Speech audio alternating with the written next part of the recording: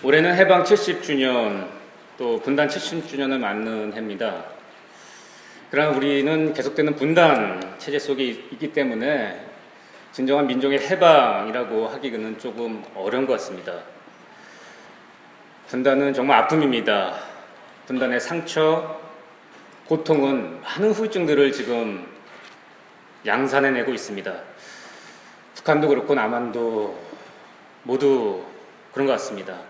지금 북한은 김정은 체제 아래서 군부가 권력을 장악하고 성군 정치를 펼치고 있습니다. 생존의 몸부림 때문에 핵 개발을 한다 그러고 인민들의 인권은 유린당하고 있습니다.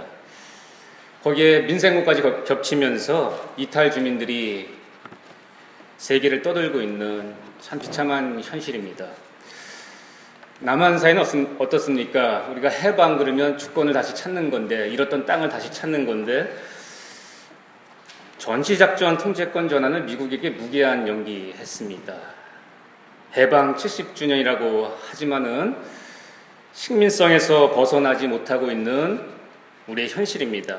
실상 신식민주의에 종속된 삶을 살아가고 있는 것이 아닌가, 그런 생각이 듭니다. 우리 남한 사회는 극단적인 반공주의, 또 북한에 대한 편견과 오만, 그리고 종북 몰이 등에서 보듯이 냉소적인 대립구조를 끊임없이 조장하고 있습니다. 이처럼 남북 분단 체제는 남북 모두 불안과 긴장의 연속일 수밖에 없습니다. 새로운 세계를 저희가 맞았는데 21세기 한반도 어떤 길을 가야 될까요? 끊임없는 갈등과 분열을 넘어서 우리 민족은 새로운 평화의 지평을 열어갈 수 있을까요? 오늘 우리 민족에게 구원이란 뭘까요?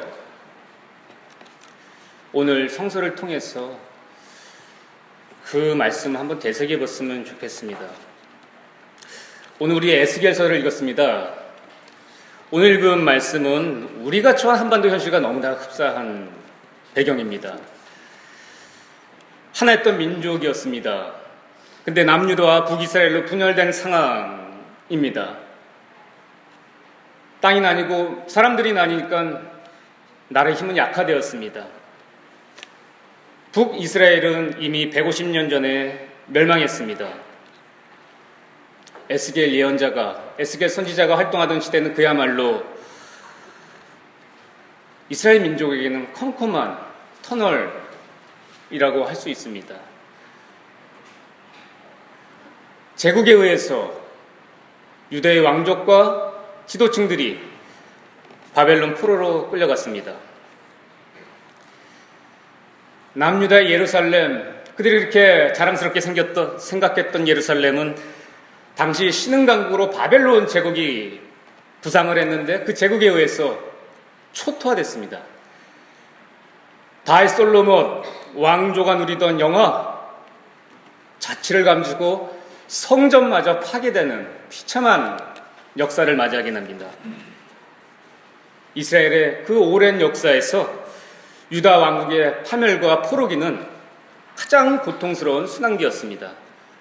역사적으로도 신앙적으로도 총체적 난국이 아닐 수 없었습니다. 이제 유대 땅에는 바벨론 주둔군들이 들어와 생활하기 시작합니다. 식민지 나라들이 보통 다 그런 걸 경험하지 않습니까? 근데 우리도 사실 주한미군이 주둔하고 있죠. 14한 겁니다. 선민의식이 굉장히 강했던 민족입니다. 하나님이 우리를 택한 민족이다. 이런 선민의식이 강한 민족인데 수치가 아닐 수 없죠. 종교적으로는 우상숭배가 성행했고 하나님을 믿는 신앙과 이방 신들을 함께 섬기는 소위 혼합주의가 성행했습니다. 오늘 우리 한국교회 현실과 너무 좀 닮은 것 같습니다. 무신과 하나님을 동시에 섬기고자 하는 모습 말입니다. 당시 포로민들은 강제로 고향 땅에서 떨어져서 당시 세계문화 중심주의에 가게 됐습니다. 처음 접하는 겁니다. 그때 신앙적 위기는 아마 더했을 겁니다. 왜냐하면 당시 제국의 대도시에 비하면은 예루살렘은 정말 보잘것없이 낙후된 곳으로 보였을 겁니다. 꿈도 꿀 수 없었던 부와 권력의 증거들을 자기 주변에서 목격했습니다. 도처에 세워진 웅장한 이방 신전들을 보았을 때 많은 사람들은 자기를 보여줄 수도 없는 그렇게 무력해 보이는 야훼가 정말 우리를 구원할 수 있는 참신인가 의혹이 들었을 겁니다. 이로 인해서 배교의 의욕도 다가오고 신앙적 위기를 직면할 수밖에 없는 그런 국면입니다. 혼돈 그 자체입니다. 이런 시대적 상황은 오늘 우리 시대를 고스란히 비치는 거울과도 같습니다. 오늘 우리가 처한 시대가 어떻습니까? 폭력과 강탈을 일삼는 물신주의, 권력의 숭배, 무한경제, 국적 없는 자탕문화, 천민, 자본주의 도전 앞에 휘청거리고 있습니다. 교회도 정신을 못 차리고 있는 것 같습니다. 정치, 경제, 사회, 교육, 문화, 외교, 가치가 날 것 없이 해방 이후 친일파를 청산하지 못하고 정신없이 앞만 보고 달려온 압축 근대화의 속물 근성에 깊이 젖어 있는 것 같습니다. 이런 세속의 급류는 우리도 알지 못하게 물신과의 혼합주의에 빠져들게 하는 것입니다. 응당 따라야 옹골찬 가치를 잃어버린 시대입니다. 오로지 물질, 만능의 경제 성장 이론론을 추구하는 그런 시대입니다. 그래서 어쩌면은 하나님 오는 자체가 정말 구차하게 여겨질지도 모르겠습니다. 오늘 이 땅의 학문도 신앙도 하나님도 백화점에서 물건을 구입하듯 소비할 뿐 존재의 변화와는 무관한 소비자의 사회가 되었습니다. 오늘 우리가 성령 강림절을 절기를 보내고 있는데 사실 성령 강림 절기의 의미는 우리가 존재의 변화를 맞이하겠다는 그런 절기입니다. 그런 변화 없이 우리는 종교 자체도 신앙 자체도 하나님 자체도 그냥 소비해버리는 것이 아닌지 되돌아 볼 필요가 있습니다. 오늘 우리의 자아상은 어떤 모습일까요? 이처럼 너무나 오늘 우리의 상황과 빼닮은 그런 국면에서 우리는 역사의 난국, 신앙의 난국을 극복해 갈 수 있을까요? 한국교회는 갱신될 수 있을까요? 해방 70주년에 우리는 무슨 희망을 바라며 살아가야 할까요? 이제 이스라엘의 총체적 난국에서 하나님의 신탁이 에스겔 선지자에게 임합니다. 그게 오늘 텍스트입니다. 하나님이 상징 행위를 준비하라고 말씀하십니다. 16절, 17절을 보면은 막대기 2개를 가져다가 하나엔 유다 및 그와 연합한 이스라엘 자손이라고 쓰라고 하십니다. 또 다른 막대기 하나에는 그 위에 에브라임의 막대기 곧 요셉 및 그와 연합한 이스라엘 온 족속이라고 쓰라 하십니다. 그리고 그 두 막대기를 연결하라고 말씀하십니다. 상징이지요. 한 막대기는 남한국을 상징하고 한 막대기는 북왕국을 상징합니다. 남한을 상징하고 북한을 상징하는 그런 의미일 수 있는 거죠. 오늘날 의미에서는. 왜 하나님은 역사의 소용돌이 속에서 이런 상징 행위를 준비하라고 하셨을까요? 오늘 19절 이하의 말씀을 쭉 살펴보면은 하나님께서는 남과 북이 하나 되기를 원하셨습니다. 달리 말하면은 분열을 끝내기를 원하셨고 절망의 역사를 끝내기를 원하셨습니다. 중요한 건 그게 왜 중요했을까요? 두 왕국은 갈등과 분열, 편견과 차별을 넘어서 평화롭게 하나 되는 것이 분열된 이스라엘 민족에게 구원이었기 때문입니다. 그 구원을 하나님이 친히 이루시겠다고 약속해 주셨습니다. 근데 당시 남유다 사람들은 북이스라엘 사람들을 기억이나 하고 있었을까요? 오늘 우리 남한 사람들 어떻습니까? 통일을 반대하는 사람들도 많이 있고 관심도 없는 사람도 많이 있지 않습니까? 북한을 대하는 태도가 보수냐 진보냐 따라서 극에서 극에 다릅니다. 보수 진영은 조금 공산주의에 대해서 어떤 아픔이랄까 열등감이랄까 그런 게 좀 있는 것 같습니다. 좀 강경한 모습을 띠합니다. 극단적으로는 전쟁도 불사하자 그러고 도저히 용서할 수 없는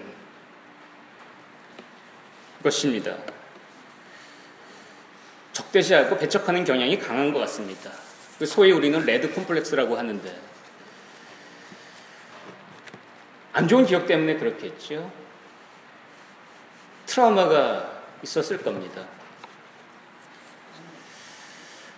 당시 남유다와 북이스라엘 분열 상황은 오늘 우리의 상황과 마찬가지로 별반 다를 게 없는 것입니다. 당시 남유다를 지지하는 지파는 두세 개 지파에 불과했습니다. 반면 북이스라엘은 국력이 상대적으로 강했습니다. 그런데 북이스라엘이 주전 722년에 아수르 제국에 의해서 먼저 망하고 만 것입니다. 그들이 망했을 때 남유다 사람들은 어쩌면 다윗 솔로몬 왕조를 배반한 북이스라엘이 망한 것을 반기면서 잘됐다고 생각했을지 모릅니다. 왜 그랬을까요? 우월감이 있었던 것이죠. 오늘 우리도 마찬가지 아니겠습니까? 형제간에 지금 롯데그룹 형제난이 났는데 형제간에 서로 형이 우월하느니 동생이 우월하느니 하는 주도권 내지는 힘의 논리를 앞세우면 싸울 수밖에 없습니다. 남북관계도 그렇습니다. 남한은 북한보다 경제력과 군사력에서 한 수 위에 있다고 생각할 겁니다.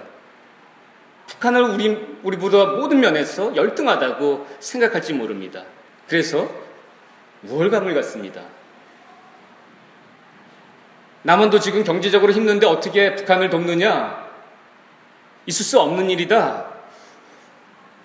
그렇게 생각할 수 있는 것이죠. 당장 우리 앞에 우리 발등에 불이 떨어진 상황에서 어떻게 북한을 도울 수 있느냐. 당시 남유다 제국이 그랬습니다. 남유다가 그랬습니다. 로마 제국, 바벨론 제국에서 포로를 겪는 위기를 겪으면서 그들도 발등에 불이 떨어진 것입니다. 북이스라엘 생각할 겨를이 없는 것이죠. 아마 남유다 사람들은 북이스라엘을 생각하지 않았을 것입니다. 그러나 하나님의 관점은 전혀 달랐습니다.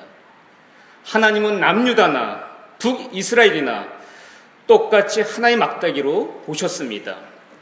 오늘 말씀을 보십시오. 17절을 보면 그리고 두 막대기가 하나가 되게 그 막대기를 서로 연결하여라. 그것들이 내 손에서 하나가 될 것이다. 하나님의 관점은 남유다가 우월한 것도 아니고 북이스라엘이 열등한 것도 아니었습니다. 에스겔은 북이스라엘을 남유다와 똑같은 위치에 올려놓고 예언을 하고 있습니다. 이런 예언을 듣고 사람들은 기분이 나빴을지도 모릅니다. 불쾌했던 사람들도 있습니다. 그러나 하나님은 차별과 편견을 원치 않으셨습니다. 남과 북을 똑같이 대하셨던 것입니다.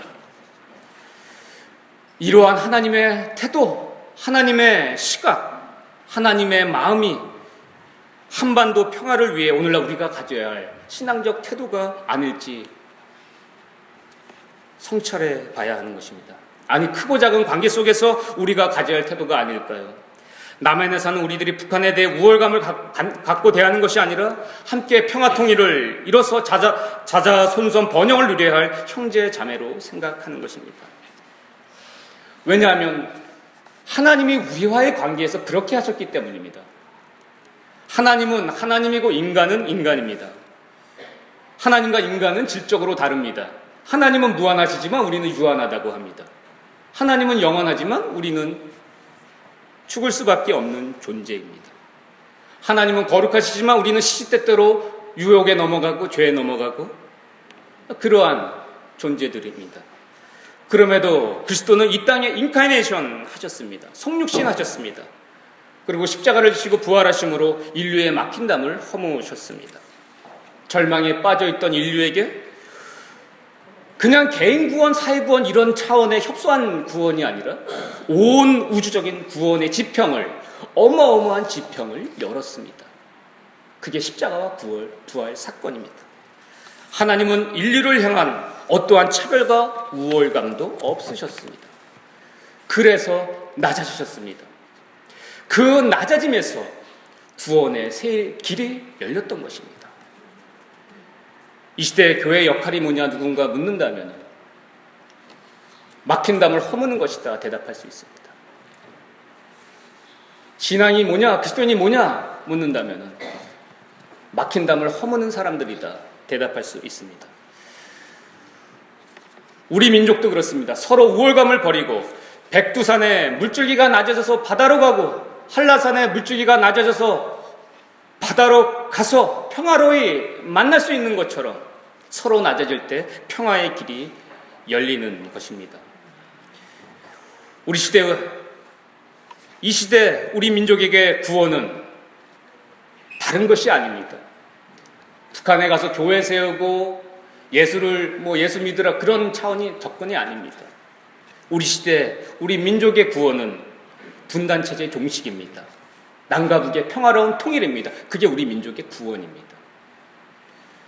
하나님께서 에스겔을 통해 두 막대기를 하나로 연결하시라는 뜻이 바로 여기에 있는 것입니다. 하나님은 분단과 갈등, 우월감과 차별을 결코 원치 않기 때문에 그렇습니다. 하나님은 분열된 정신의 통일, 분열된 몸의 통일을 이뤄서 온전한 정신, 온전한 몸을 되찾기를 원하십니다. 그러한 화해와 화합만이 우리 역사적 현실에서 구원이기 때문입니다. 우리는 세계 유일의 분단 국가에서 고단한 삶을 꾸려가고 있습니다. 전쟁과 폭력의 세기 20세기가 낳은 분열의 역사를 21세기에도 계속 우리는 이어가야 할까요? 남북으로 좌우로 크고 작은 분열된 현실 앞에서 그리스도인들이 따라야 할 길은 무엇일까요? 자명합니다. 그것은 화해와 화합의 길입니다. 하나님이 일하시는 방식이기 때문에 그렇습니다. 그 하나님의 행위를 따라서 우리도 이 분열된 땅에 평화의 기운을 연결시키는 자들로 살아갈 수 있기를 바랍니다. 그래서 나의 구원, 너의 구원, 우리 민족의 구원을 이루어갈 수 있기를 바랍니다. 기도하겠습니다. 주님, 우리 민족은 올해로 해방 70년, 분단 70주년을 맞았습니다. 그러나 저에게 진정한 해방이 오지 않았습니다. 분단 체제가 계속되고 있기 때문입니다. 주님, 남과 북으로 동서로 갈등과 분열을 일삼는 이 땅을 불쌍히 여겨주십시오. 당신의 궁율로 사람과 사람이 다시 만나고 단절된 길들이 다시 이어지는 새 역사를 쓰게 도와주십시오. 남북이 다시 하나가 되는 것이 우리 민족의 구원임을 되새깁니다. 주님의 뜻을 따라 저희도 평화의 기운을 연결하며 구원을 이루어가도록 인도해 주십시오. 막힌 담을 허무신 예수님의 이름으로 기도드립니다. 아멘.